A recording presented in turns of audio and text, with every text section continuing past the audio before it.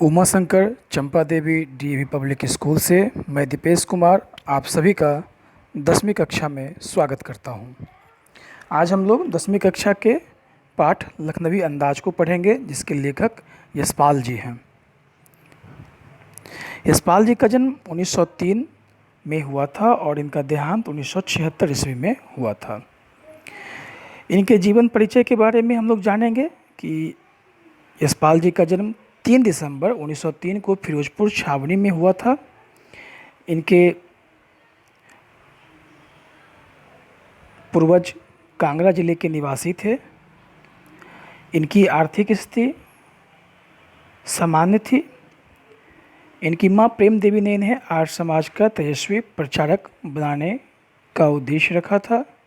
इन्होंने अपनी गतिविधियों से अंग्रेज़ों का भी ध्यान आकर्षित किया था और भगत सिंह के साथ मिलकर आज़ादी के लड़ाई में योगदान भी दिया था। इनका देहांत 26 दिसंबर 1976 को हुआ था।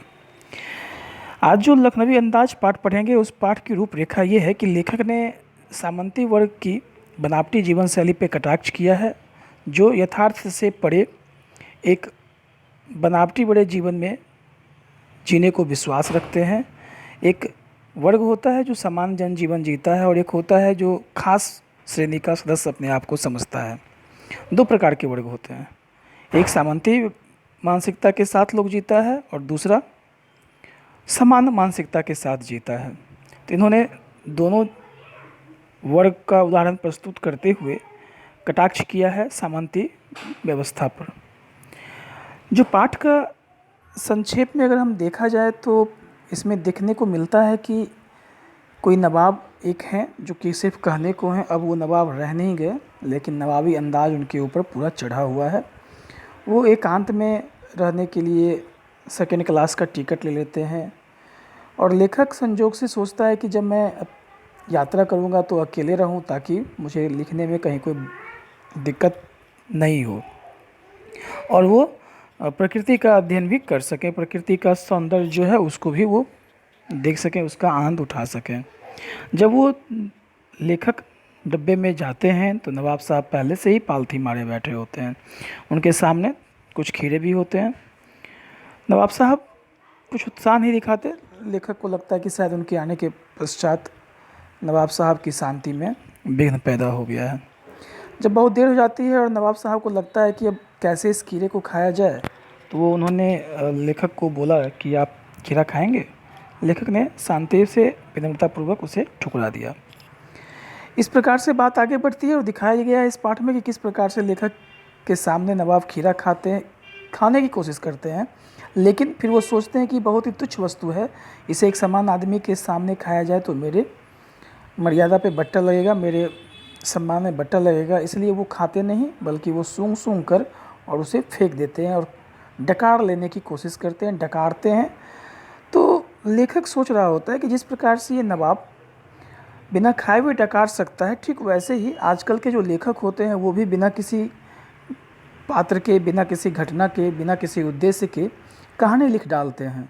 तो ये दोनों एक दूसरे के पूरक हैं। नवाब भी दिखावा में यकीन रखते हैं और जो नई कहानी के आजकल लेखक हैं, जो आजकल नए लेखक हैं जिनके उद्देश्यों का कुछ पता नहीं चलता है, तो उसके बारे में भी इस पाठ में व्यंग किया गया है।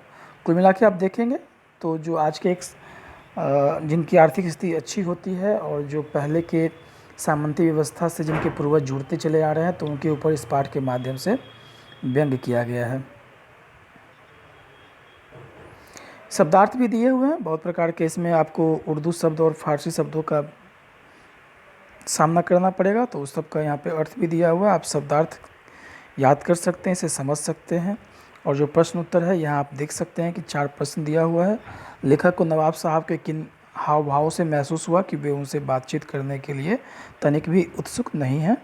नवाब साहब ने बहुत ही यत्न से खीरा काटा, नमक मिर्च बुड़का, अंततः सूंघ कर ही खिड़की से बाहर फेंक दिया। उन्होंने ऐसा क्यों किया होगा? उनका ऐसा करना उनके कैसे स्वभाव को इंगित करता है? एक प्रश्न में यहाँ पे देख रहे होंगे कि 2 क्वेश्चन दिया हुआ है। इन्होंने ऐसा क्यों होगा और उनके स्वभाव को बताने की बात की गई है। और बिना विचार, घटना और पात्र के भी क्या कहानी लिखी जा सकती है? यशपाल जी के विचार से आप कहाँ तक सहमत हैं और इस निबंध को आप और क्या नाम देना चाहेंगे? आप पाठ पढ़ेंगे और इस प्रश्नों का उत्तर देने की कोशिश करेंगे। जहाँ कहीं भी दिक्कत होती है हम लोग इस प्रश्न के बारे में कक्षाओं में बेहतरीन तरीके से, विस्तृत तरीके से अध्ययन करने की कोशिश करेंगे। धन्यवाद।